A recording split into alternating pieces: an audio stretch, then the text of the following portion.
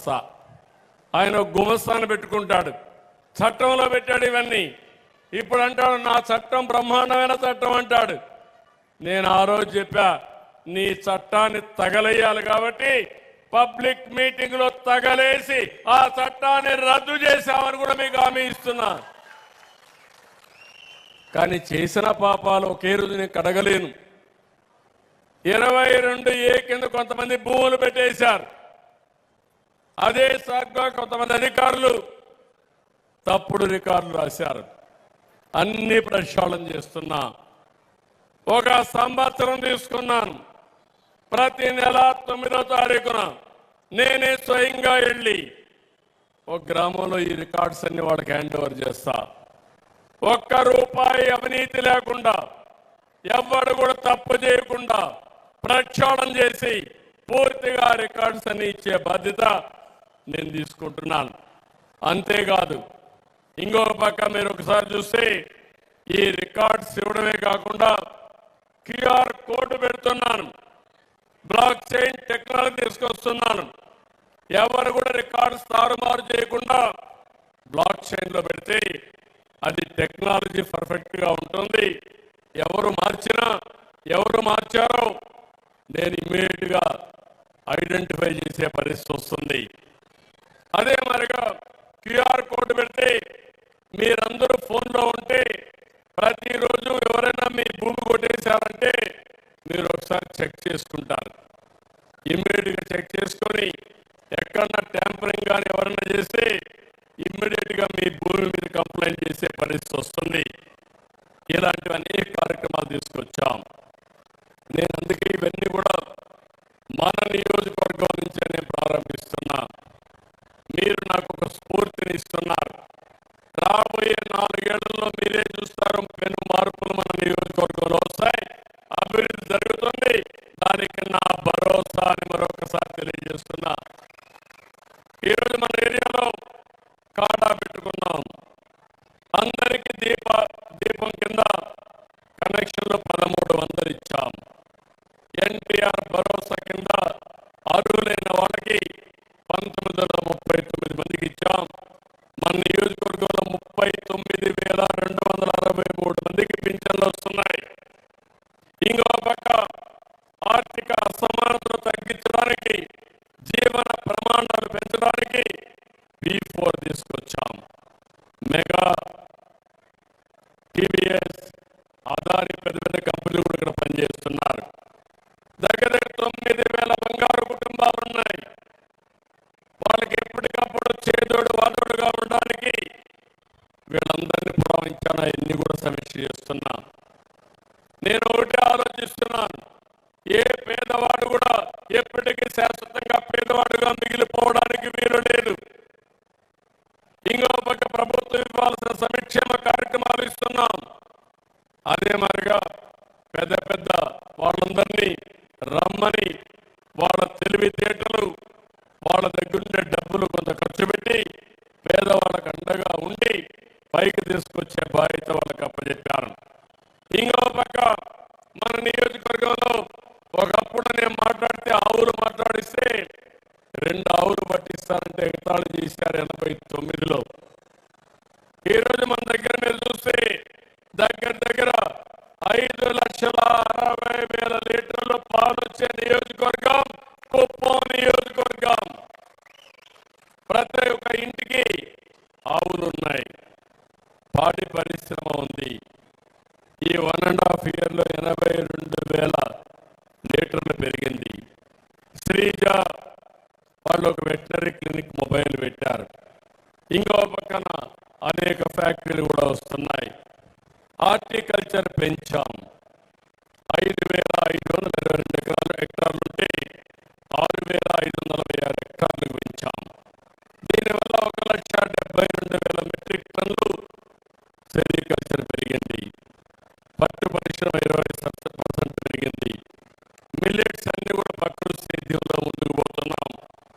ఈ ప్రకృతి సేద్యం కూడా మీరు ఒకటే గుర్తుపెట్టుకోవాలి, మన అందరం కూడా కల్తీ లేని గాలి పెరగాలంటే మనం తినే తిండి కూడా మీరు గుర్తుపెట్టుకోవాలి.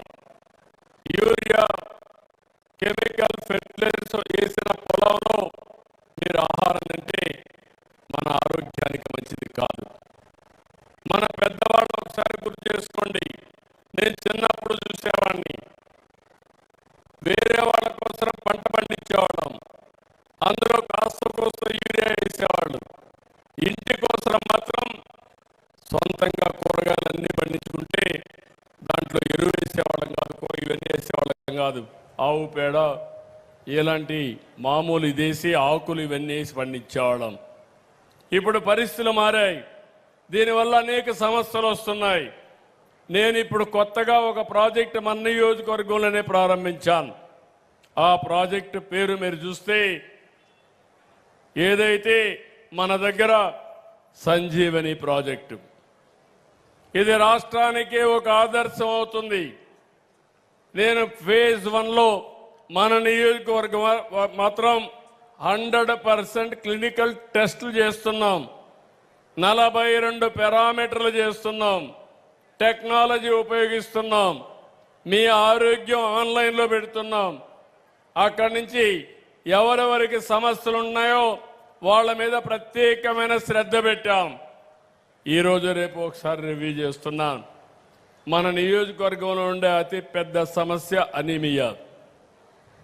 అనీమియా రావడానికి మన వాళ్ళు సరైన పౌష్టికాహారం తినకుండా పోవడం, దీనివల్ల ఈ సమస్య వస్తూ ఉంది. రెండో సమస్య షుగర్ ఉంది, డయాబెటిక్ ఉంది, మూడోది హైపర్ టెన్షన్ ఉంది. ఈ విధంగా ఒక 5-6 డిసీజులు ఉన్నాయి.